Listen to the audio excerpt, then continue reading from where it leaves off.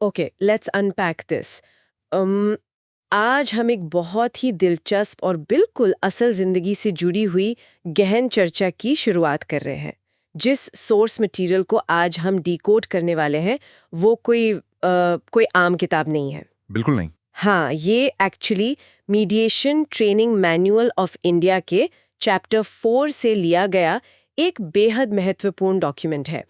इसका शीर्षक है comparison between judicial process and various ADR processes, यानी न्यायिक प्रक्रिया और वैकल्पिक विवाद समाधान का तुलनात्मक विश्लेषण। टूटने से बचाया जा सकता है। That is so true. मैं इस मैनुअल को देख रही थी और ये एक्चुअली एक बहुत ही डिटेल्ड टेबल से शुरू होता है।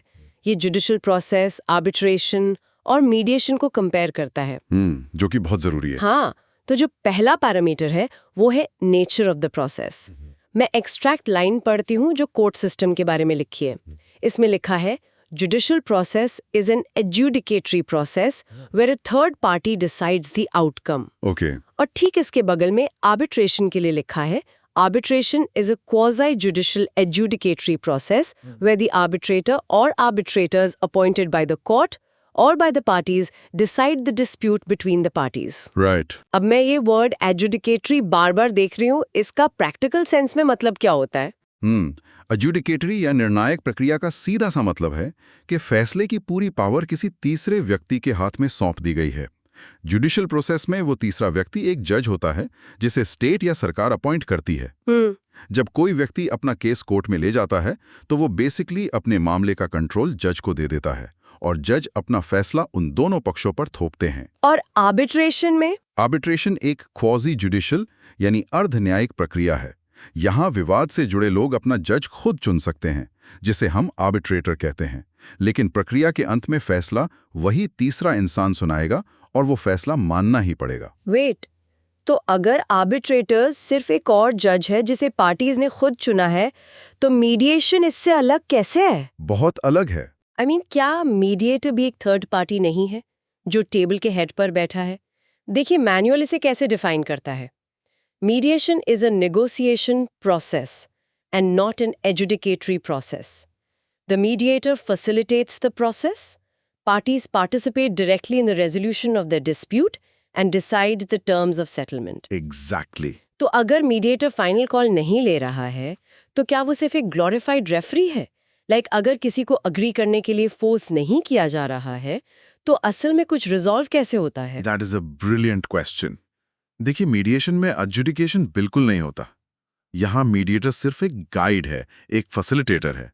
वो कोई फैसला नहीं सुनाता। अच्छा? मीडिएटर का काम ये नहीं है कि वो हथौड़ा मार के कहे कि ये सही है और ये गलत।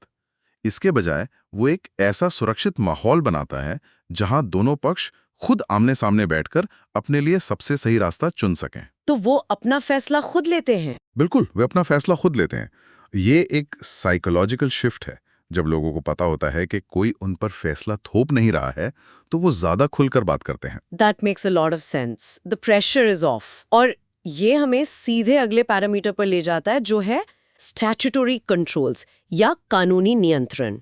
जुडिशियल प्रोसेस के लिए डॉक्यूमेंट कहता है, procedure and decision are governed, restricted and controlled by the provisions of the relevant statutes. ये बहुत अहम बिंदु है। अदालतें अपनी मर्जी से या सिर्फ कॉमन सेंस के आधार पर काम नहीं कर सकती। राइट, उनके अपने रूल्स होते हैं। हाँ, वे सख्त कानूनों से बंधी होती हैं, जैसे कोड ऑफ सिविल प्रोसीजर, जिसे हम सीपीसी कहते हैं, और Indian evidence act.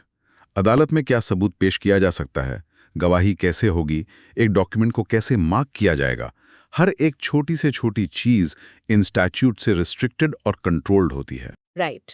The manual explicitly states for arbitration as well, procedure and decision are governed, restricted, and controlled by the provisions of the Arbitration and Conciliation Act 1996. तो भले ही उन्होंने अपना जज खुद चुना हो, they are still playing by a strict rule book. Exactly. Arbitration and Conciliation Act 1996 वो मुख्य लीगल डॉक्ट्रिन है जो भारत में आर्बिट्रेशन को कंट्रोल करता है। आर्बिट्रेटर कैसे अपॉइंट होगा, हियरिंग की प्रक्रिया क्या होगी, और जो फाइनल अवार्ड आएगा उसे कैसे लागू किया जाएगा, ये सब इसी कानून के तहत सख्ती से संचालित होता है। लेकिन मीडिएशन की असली खूबसूरती उसकी आजादी में है। I can see that. क्योंकि टेक्स्ट में जो कंट्रास्ट है वो बहुत स्ट्राइकिंग है। मीडिएशन के लिए लिखा है procedure and settlement are not controlled, governed और restricted by statutory provisions, thereby allowing freedom and flexibility. हाँ, That sounds almost too loose. क्या इसका मतलब ये है कि मीडिएशन रूम में बिल्कुल कोई नियम नहीं होते?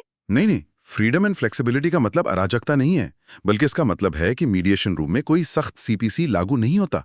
वहां कोई ये नहीं कहेगा कि ये सबूत एविडेंस एक्ट के इस सेक्शन के तहत मान्य नहीं है। ओहो, मैं समझी। विवाद से जुड़े लोग अपनी सुविधा अनुसार प्रक्रिया को डिजाइन कर सकते हैं। अगर उन्हें लगता है कि किसी खास तरीके से बात करने में आसानी होगी या वे किसी तीसरे रिश्तेदार को कमरे में बुलाना चाहते हैं जो उनकी मदद कर सकें, तो वे वैसा कर सकते हैं। कोई सख्त कानूनी ढांचा उन पर थोपा नहीं जाता। It's incredibly adaptable. अब इन प्रक्रियाओं के बाइंडिंग नेचर के बारे में बात करते हैं। जुडिशियल और आर्बिट्रेशन के लिए टेक्स्ट बहुत ब्लंट है। ये कहता है the decision is binding on the parties और the award in an arbitration is binding on the parties. Right. लेकिन फिर मीडिएशन के लिए वर्डिंग पूरी तरह बदल जाती है। लिखा है a binding settlement is reached only if parties arrive at a mutually acceptable agreement. देखिए, इसका मनोवैज्ञानिक असर बहुत बड़ा होता है। जब कोई इंसान कोर्ट या आर्बिट्रेशन में जाता है तो उसे पता होता है कि जो भी फैसला आएगा वो मानना ही पड़ेगा, चाहे वो फैसला उसे पूरी तरह से बर्बाद ही क्यों ना कर दे। वो एक बहुत बड़ा रिस्क है। बिल्कुल रिस्क है।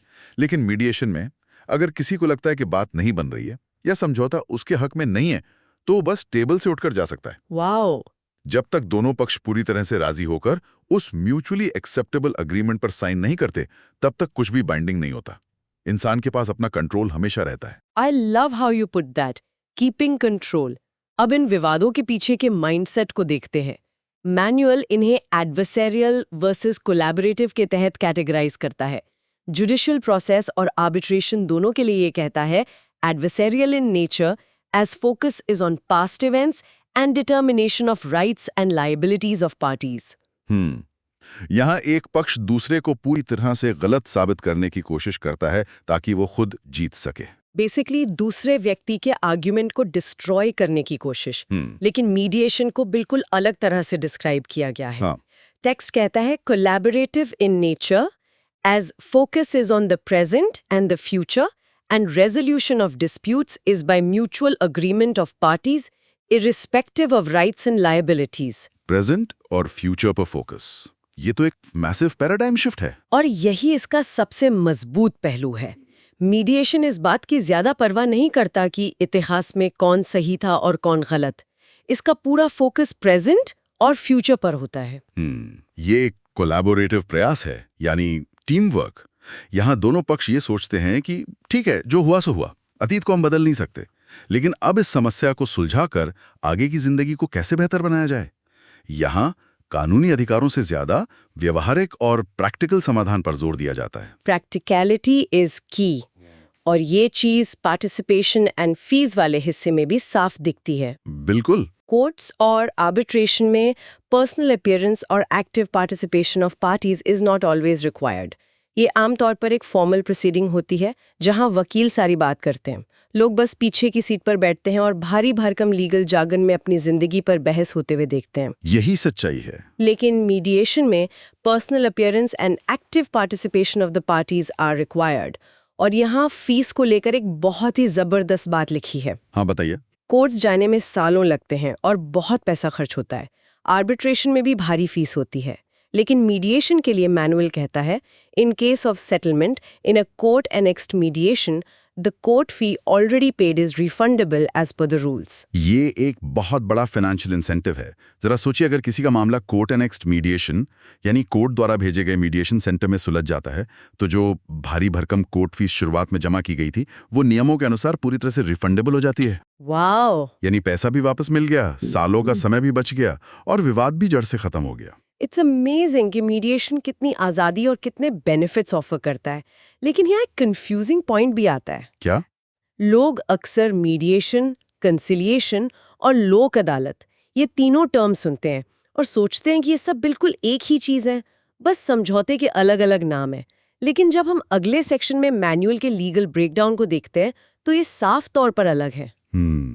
नेचर एंड लीगल डॉक्ट्रिन्स के अंडर मीडिएशन और कंसिलिएशन दोनों को एक नॉन एडजुडिकेटरी प्रोसेस कहा गया है, ये तो सिंपल है, लेकिन लोक अदालत के लिए जो लाइंस हैं वो काफी टेक्निकल है। हाँ, वो थोड़ी कॉम्प्लेक्स हैं। मैं एग्जैक्ट लाइंस पढ़ती हूँ। Lok Adalat is non adjudicatory if it is established under Section 19 of the Legal Services Authorities Act 1987. Lok Adalat is conciliatory and adjudicatory if it is established under Section 22B of the Legal Services Authorities Act 1987. Okay, मुझे इसका translation चाहिए। ये कानूनी बारीकी वास्तव में बहुत शानदार है। ये वो जगह है जहां अच्छे लोग कंफ्यूज हो जाते हैं। इसे ऐसे समझते हैं, लीगल सर्विसेज अथॉरिटीज एक्ट 1987 के तहत भारत में 2 अलग-अलग तरह की लोक अदालतें काम करती हैं। ओके। अगर वो सेक्शन 19 के तहत बनी एक सामान्य लोक अदालत है जो अक्सर वीकेंड्स पर कोर्ट परिसरों में लगती है, तो वो नॉन एजुडिकेटरी है। उसका काम सिर्फ 2 पक्षों के बीच समझौता कराना है। वो अपनी मर्जी से कोई फैसला थोप नहीं सकती। तो फिर सेक्शन 22B के तहत क्या होता है? सेक्शन 22B के तहत परमानेंट लोक अदालत यानी स्थायी लोक अदालतें स्थापित की जाती हैं। ये आमतौर पर पब्लिक यूटिलिटी सेवाओं के लिए होती हैं। जैसे बिजली विभाग का बिल, पानी का कनेक्शन या ट्रांसपोर्ट से जुड़े विवाद। इन अदालतों के पास एजुडिकेटरी पावर होती है।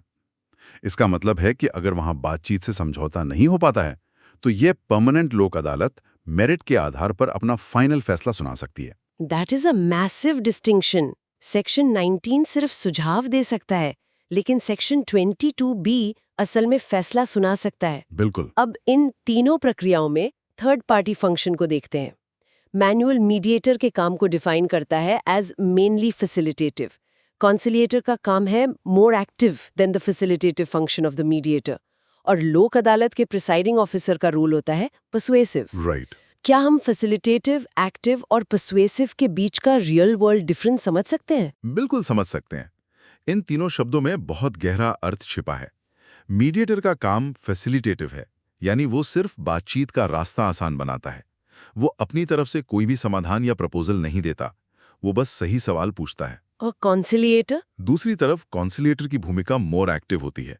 वो केस का कानूनी मूल्यांकन कर सकता है और सेटलमेंट के लिए अपनी तरफ से बाकायदा कुछ विकल्प या फॉर्मूले दे सकता है कि मेरे हिसाब से आपको ऐसा कर लेना चाहिए। And the persuasive role in Lok Adalat? लोक अदालत के प्रिसाइडिंग ऑफिसर, जो आमतौर पर एक जज होते हैं, उनकी भूमिका पर्सुएसिव यानी मनाने या थोड़ा दबाव डालने वाली होती है। अच्छा। क्योंकि अदालतों पर केस का बहुत भारी बोझ होता है, इसलिए ये अधिकारी पक्षकारों को जल्दी से जल्दी समझौता करने के लिए काफी हद तक परसुएट करते हैं।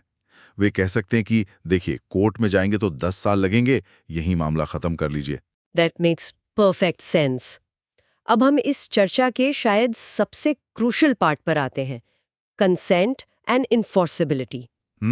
ये बहुत जरूरी हिस्सा है। हमें इन अग्रीमेंट्स के पीछे की लीगल मसल को समझना होगा।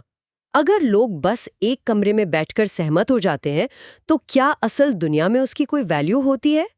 मीडिएशन के लिए मैनुअल कहता है, The referral court applies the principles of Order 23 Rule 3 CPC for passing decree order in terms of the agreement. ये Order 23 Rule 3 क्या है? इसे बहुत ही सिंपल भाषा में समझाइए। अगर इसे बहुत ही आसान भाषा में समझें, तो ऑर्डर 23 रूल 3 CPC एक ऐसा सिद्धांत है जो एक साधारण कागज को कोर्ट के शक्तिशाली आदेश में बदल देता है। वाओ! कैसे? जब मीडिएशन में दोनों पक्ष किसी समझौते पर पहुंचते हैं और उसे लिखित रूप में साइन करते हैं, तो वो एग्रीमेंट वापस उस जज के पास जाता है जिसने केस भेजा था। जज उस एग्रीमेंट को देखता है और उसी के आधार पर एक डिक्री या औपचारिक आदेश पास कर देता है। इस तरह वो आपसी समझौता एक बाध्यकारी कानूनी फैसले में बदल जाता है, जिसे तोड़ा नहीं जा सकता। That is powerful.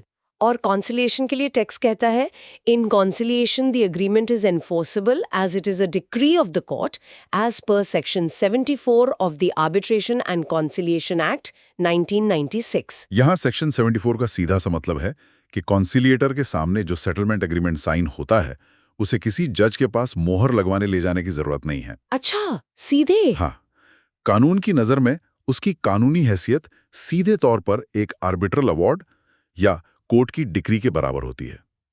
उसे सीधे लागू यानी इन्फोर्स करवाया जा सकता है। और साइन करते हैं तो कोई भी एक पड़ोसी अगली सुबह अपना मन नहीं बदल सकता। कोर्ट उस कागज के टुकड़े को बिल्कुल एक जज के फाइनल फैसले की तरह ट्रीट करेगा। एग्जैक्टली। वो बाइंडिंग हो जाता है। और लोक अदालत भी इसी तरह काम करती है। मैनुअल कहता है the award of Lok Adalat is deemed to be a decree of the civil court and is executable as per Section 21 of the Legal Services Authorities Act 1987। तो Section 21 इसे सिविल कोर्ट डिक्री की पावर देता है। लेकिन text in तीनों process के बीच एक बहुत बड़ी सिमिलैरिटी को हाईलाइट करता है। ये कहता है कि फाइनल डिसीजन नॉट अपीलेबल है, नो अपील्स अलाउड। ऐसा क्यों है? कानूनी तौर पर इन तीनों प्रक्रियाओं का फैसला अंतिम होता है। इसके पीछे एक बहुत ही तार्किक कारण है। क्या? चूंकि दोनों पक्षों ने अपनी स्वतंत्र इच्छा से, बिना किसी दबाव के, आपसी सहमति से उस समझौते पर हस्ताक्षर किए होते हैं, इसलिए उन्हें बाद में ऊंची अदालत में जाकर अपील करने का कोई अधिकार नहीं होता। आप अपने ही किए गए वादे के खिलाफ अपील कैसे कर सकते हैं? That is a fair point. ये इस पूरी प्रक्रिया को फाइनैलिटी देता है ताकि विवाद सच में खत्म हो। यहाँ एक और फैसिनेटिंग पॉइंट है, कॉन्फिडेंशियलिटी। हाँ, मीडिएशन और कंसिलिएशन के लिए टेक्स्ट जोर देता है confidentiality is the essence. Right. लेकिन लोक अदालत के लिए जो लाइन है वो सरप्राइजिंगली ब्लंट है, confidentiality is not observed in Lok अदालत। इतना बड़ा अंतर क्यों? इसका एक बहुत ही व्यावहारिक कारण है। मीडिएशन एक बंद कमरे में होता है, पूरी तरह से प्राइवेट सेटिंग में। वहां कोई बाहरी इंसान नहीं होता जिससे लोग अपनी कमजोरियां, अपनी गलतियां या बिजनेस सीक्रेट्स खुलकर बता सकते हैं। लेकिन अगर किसी ने कभी असल जिंदगी में लोक अदालत देखी हो तो वो अक्सर एक बहुत बड़े भीड़-भाड़ वाले कोर्टरूम या टेंट में होती है। वहां एक ही समय में दर्जनों केस चल रहे होते हैं, 100 लोग आ जा रहे होते हैं, आवाजें गूंज रही होती हैं। ऐसे खुले माहौल में कॉन्फिडेंशियलिटी या गोपनीयता बनाए रखना तकनीकी और व्यवहारिक रूप से संभव ही नहीं है। That paints a very vivid picture.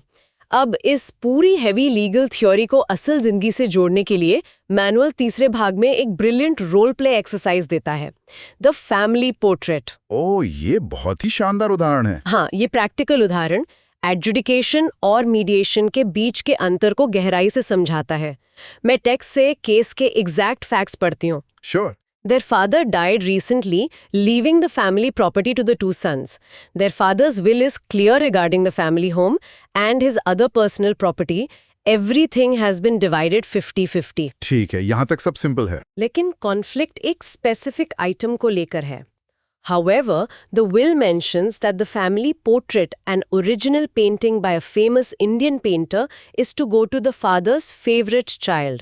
The will does not name his favorite child. The two brothers cannot agree on who the father's favorite child is. ये क्लासिक इमोशनल विवाद है। वसीयत में लिखा है कि परिवार की वो कीमती पेंटिंग पिता के पसंदीदा बच्चे को मिलेगी। अब दोनों भाई दावा कर रहे हैं कि पिता उन्हें ज्यादा प्यार करते थे। ये सिर्फ एक पेंटिंग की बात नहीं है, ये पिता के प्यार को साबित करने की जंग बन गई है। एग्जैक्टली। अब अगर ये केस एडजुडिकेशन में जाता है, जैसे कि ट्रेडिशनल कोर्ट या आर्बिट्रेशन में, तो मैनुअल हार्श रियलिटी को आउटलाइन करता है। The arbitrator has to first decide upon what the issue is in dispute, which child fits the definition of the favourite child. Right. और उसके बाद the arbitrator evaluates the evidence and decides who fits in the definition. No compromise is permitted. मुझे बताइए, एक courtroom के अंदर ये असल में कैसा दिखेगा? कोर्टरूम में ये एक भावनात्मक त्रासदी में बदल जाएगा। आर्बिट्रेटर या जज एक मशीन की तरह काम करेगा। वो दोनों भाइयों से सबूत मांगेगा। सबूत? प्यार का सबूत? हाँ। अब सोचिए, एक भाई ये साबित करने के लिए कि वो पसंदीदा था, अपने ही सगे भाई के खिलाफ पुराने खत, कड़वे ईमेल्स या फैमिली वीडियोस कोर्ट में पेश करेगा। वो ये साबित करने की कोशिश करेगा कि पिताजी मेरे भाई से नफरत करते थे क्योंकि वो एक नालायक बेटा था। That is incredibly toxic. उन्हें सिर्फ एक पेंटिंग जीतने के लिए पब्लिकली एक दूसरे को नीचा दिखाने के लिए फोर्स किया जा रहा है। बिल्कुल। और जो लिखा है ना, नो कॉम्प्रोमाइज इज परमिटेड, इसका मतलब है कि जज को किसी एक को विनर चुनना ही होगा। एक भाई पूरी तरह से जीतेगा और दूसरा पूरी तरह से हारेगा। लेकिन इस जहरीली कानूनी लड़ाई के बाद जब वो जीतने वाला भाई उस पेंटिंग को अपने घर की दीवार पर लगाएगा, तो क्या उसे देखकर उसे खुशी मिलेगी? नहीं, वो पेंटिंग उन दोनों के टूटे हुए रिश्ते का प्रतीक बन जाएगी। उस दिन के बाद वे दोनों भाई शायद कभी एक दूसरे की शक्ल भी न देखें। ये है एडवर्सरियल सिस्टम का असली नुकसान। That is heart breaking.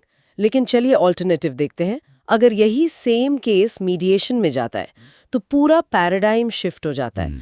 Manual कहता है The parties are free to choose creative compromises. There is no right and wrong, and consequently there need not be only one winner. बिल्कुल। इसके बाद टेक्स्ट मीडिएटर द्वारा उठाए जाने वाले 4 क्रूशल स्टेप्स आउटलाइन करता है। चलिए इन्हें ब्रेक डाउन करते हैं।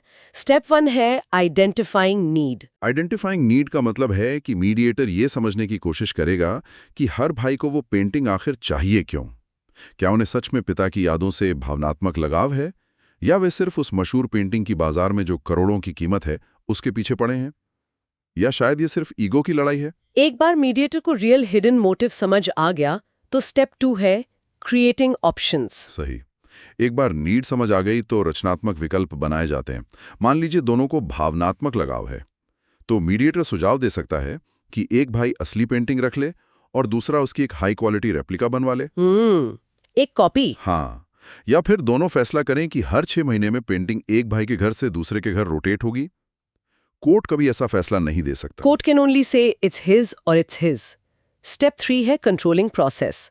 मैं इमेजिन कर सकती हूँ कि जब किसी दिवंगत पेरेंट के बारे में बात हो रही हो तो लोगों को कितना गुस्सा आता होगा। बिल्कुल आता है। इस दौरान भाइयों के बीच जो सालों पुराना गुस्सा, जलन या कड़वाहट है वो बाहर आती है। मीडिएटर उस बातचीत के प्रोसेस को कंट्रोल करता है। ओके। वह यह सुनिश्चित करता है कि लोग एक दूसरे को गालियां न दें, बल्कि एक सुरक्षित माहौल में अपनी भावनाएं व्यक्त कर सकें और एक दूसरे को सुन सकें। And that leads to the final and arguably the most powerful step in the text, restoring relationship. यही मीडिएशन की असली आत्मा है। अंतिम लक्ष्य सिर्फ एक प्रॉपर्टी का बंटवारा करना नहीं है। इसका लक्ष्य है कि जब वे दोनों भाई उस कमरे से बाहर निकलें तो वे सिर्फ दो विरोधी या दुश्मन न हों, बल्कि भाई ही रहें। उनके बीच का जो पारिवारिक रिश्ता टूट गया था वो फिर से जुड़ सके। ये काम कोई अदालत, कोई जज या सबूतों पर आधारित कानूनी प्रक्रिया कभी नहीं कर सकती। So what does this all mean? अगर हम आज की इस पूरी गहन चर्चा को समेटे तो बात यहाँ आकर टिकती है कि हमारा जो पारंपरिक जुडिशियल प्रोसेस या अदालती सिस्टम है वो अतीत की घटनाओं का पोस्टमार्टम करके ये तय करता है कि कौन सही है और कौन गलत। वो सिर्फ अधिकारों और देनदारियों की ठंडी भाषा बोलता है। सही कहा। लेकिन वैकल्पिक विवाद समाधान, विशेष रूप से मीडिएशन, एक सहयोगी और मानवीय प्रक्रिया है। ये इस बात पर केंद्रित है कि समस्या को पीछे छोड़कर एक रचनात्मक और आपसी सहमति वाले समाधान के साथ जिंदगी में आगे कैसे बढ़ा जाए, वो भी अपना कीमती समय, पैसा और सबसे बढ़कर अपने अनमोल रिश्तों को बचाते हुए। और इसी बात से जुड़ा एक विचार मेरे मन में आ रहा है। अगर हम इस पूरे कॉन्सेप्ट को आज के तेजी से बदलते दौर से जोड़कर देखें, आजकल आर्टिफिशियल इंटेलिजेंस हर क्षेत्र में हावी हो रहा है। लीगल टेक की दुनिया में भी एआई का काफी इस्तेमाल होने लगा है। बिल्कुल। एक एडवांस्ड एआई सिस्टम शायद जुडिशियल प्रोसेस के कठोर नियमों, कानूनों और हजारों पन्नों के सबूतों को पलक झपकते एनालाइज करके एक बहुत ही सटीक एजुडिकेशन या फैसला तो सुना सकता है। राइट। वो बता सकता है कि कानून की नजर में कौन सही है। राइट। लेकिन सोचने वाली बात यह है कि क्या कोई मशीन, कोई भी सुपर कंप्यूटर या एल्गोरिदम कभी मीडिएशन रूम में वो इंसानी सहानुभूति, वो ह्यूमन एम्पैथी ला सकता है? क्या कोई मशीन कभी किसी इंसान के आंसुओं को देखकर उसकी अनकही भावनाओं को समझ सकती है? क्या एआई कभी दो भाइयों के बीच टूट चुके रिश्ते को फिर से जोड़ने का चमत्कार कर सकता है? या फिर इंसानी जज्बात, दर्द और रिश्तों की जटिलता हमेशा किसी भी सख्त कानून या दुनिया की सबसे उन्नत तकनीक से ऊपर ही रहेगी?